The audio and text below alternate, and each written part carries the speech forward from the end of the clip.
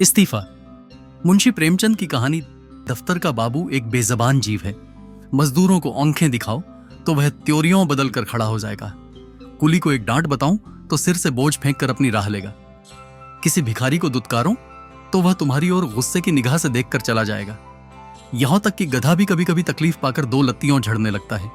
मगर बेचारे दफ्तर के बाबू को आप चाहे आंखें दिखाएं, डांट बताएं, दुत्कारें या ठोकरें मारो, उसके माथे पर बल न आएगा। उसे अपने विकारों पर जो अधिपत्य होता है वह शायद किसी संयमी साधु में भी न हो।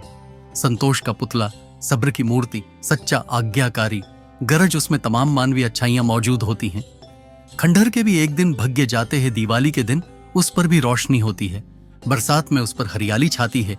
प्रकृति की दिलचस्पियों में उसका भी हिस्सा है। मगर इस गरीब बाबू के नसीब कभी नहीं जागते। इसकी अंधेरी तकदीर में रोशनी का जलावा कभी नहीं दिखाई देता। इसके पीले चेहरे पर कभी मुस्कुराहट की रोशनी नजर नहीं आती। इसके लिए सूखा सावन है, कभी हरा भादो नहीं।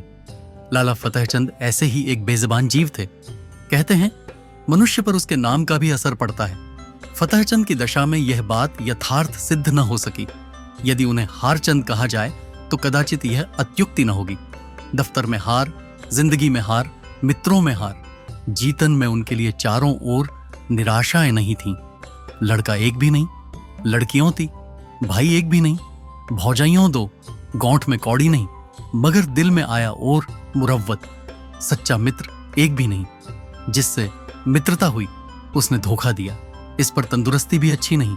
32 साल की अवस्था में बाल खिचड़ी हो गए थे। आंखों में ज्योति नहीं, हाजमा चौपट, चेहरा पीला, गाल चिपके, कमर झुकी हुई, न दिल में हिम्मत, न कलेजे में ताकत। 9 बजे दफ्तर जाते और 6 बजे शाम को लौटकर घर आते। फिर घर से बाहर निकलने की हिम्मत न पड़ती। दुनिया में क्या होता है इसकी उन्हें बिल्कुल खबर न थी। उनकी दुनिया लोक परलोक जो कुछ था दफ्तर था। नौकरी की खैर मनाते और जिंदगी के दिन पूरे करते थे। न धर्म से वास्ता था, न दीन से नाता, न कोई मनोरंजन था, न खेल। ताश खेले हुए भी शायद एक मुद्दत गुजर गई थी। जाड़ों के दिन थे, आकाश पर कुछ कुछ बादल थे। फतेहचंद 5:30 बजे दफ्तर से लौटे तो चिराग जल गए थे। दफ्तर से आकर वह किसी से कुछ न बोलते।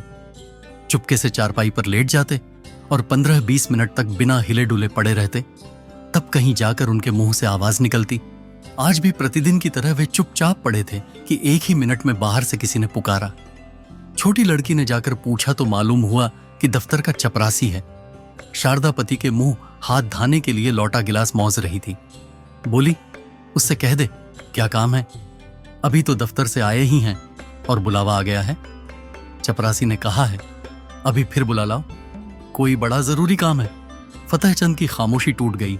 उन्होंने सिर उठाकर पूछा, क्या बात है? शारदा, कोई नहीं, दफ्तर का चपरासी है। फतेहचंद ने सहम कर कहा, दफ्तर का चपरासी? क्या साहब ने बुलाया है? शारदा, हाँ, कहता है साहब बुला रहे हैं। यहां कैसा साहब है तुम्हारा? जब देखा बुलाया करता है।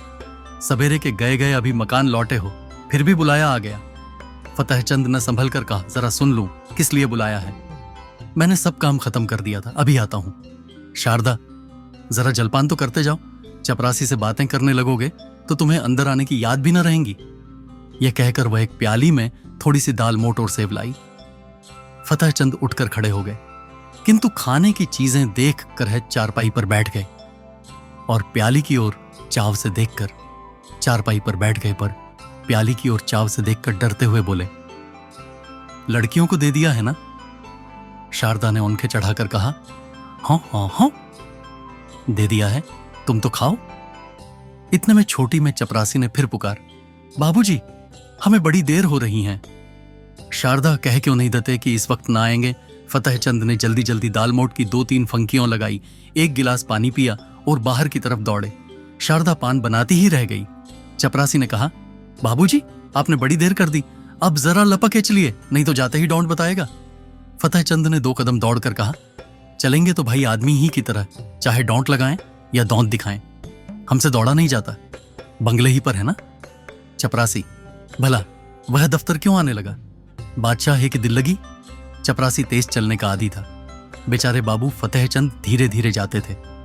थोड़ी ही दूर चलकर हौंफ उठे, मगर मर्द तो थे ही, ये कैसे कहते कि भाई जरा और धीरे चलो। हिम्मत करके कदम उठाते जाते थे यहां तक कि जोंघों में दर्द होने लगा और आधा रास्ता खत्म होते होते पैरों ने उठने से इनकार कर दिया। सारा शरीर पसीने से तर हो गया, सिर में चक्कर आ गया, आंखों के सामने तितलियां उड़ने लगीं। चपरासी ने ललकारा, जरा कदम बढ़ाए चलो बाबू। फतेहचंद बड़ी मुश्किल से बोले, तुम जाओ मैं आता हूं। वे सड़क के किनारे पटरी पर बैठ गए और सिर को दोनों हाथों से थाम कर दम मारने लगे। चपरासी ने इनकी यह दशा देखी तो आगे बढ़ा। फतेहचंद डरे कि यह शैतान जाकर न जाने साहब से क्या कह दे तो गजब ही हो जाएगा। जमीन पर हाथ टेक कर उठे और फिर चले, मगर कमजोरी से शरीर हौंफ रहा था। इस समय कोई बच्चा भी उन्हें जमीन पर गिरा सकता था। बेचारे किसी तरह गिरते पड़ते साहब बंगले पर पहुंचे। साहब बांगले पर टहल रहे थे, बार बार फाटक की तरफ देखते थे और किसी को अतो न देखकर मन में झल्लाते थे। चपरासी को देखते ही आंखें निकालकर बोल, इतनी देर कहाँ था? चपरासी ने बरामदे की सीढ़ी पर खड़े खड़े कहा, हुजूर जब वहां आए हैं तब तो मैं दौड़ा चला आ रहा हूं। साहब ने पैर पटक कर कहा, बाबू क्या बोला? चपरासी, आ रहे हैं हुजूर, घंटा भर में तो घर में से निकले। इतने में फतेहचंद अहाते के तार के उंदर से निकलकर वहां सा पहुंचे और साहब को सिर झुककर सलाम किया। साहब ने कड़कर कहा, अब तक कहाँ था? फतेहचंद ने साहब का तमतमाया चेहरा देखा तो उनका खून सूख गया। बोले, हुजूर अभी अभी तो दफ्तर से गया हूं। जो ही चपरासी ने आवाज दी, हाजिर हुआ। साहब झूठ बोलता है, हम घंटे भर से खड़ा है। फतेहचंद, हुजूर मैं झूठ नहीं बोलता, आने में जितनी देर हो गई होश, मगर घर से चलेन में मुझे बिल्कुल देर नहीं हुई। साहब ने हाथ की छड़ी घुमाकर कहा, चुप रह सुअर, हम घंटा भर से खड़ा है, अपना कान पकड़ो। फतेहचंद ने खून की घंट पीकर कहा, हुजूर मुझे 10 साल काम करते हो गए, कभी। साहब चुप रह सुअर, हम कहता है कि अपना कान पकड़ो। फतेहचंद, जब मैंने कोई कसूर किया हो। साहब, चपरासी, इस सुअर का कान पकड़ो। चपरासी ने दबी जबान से कहा, हुजूर यह भी मेरे अफसर है, मैं इनका कान कैसे पकड़ूं?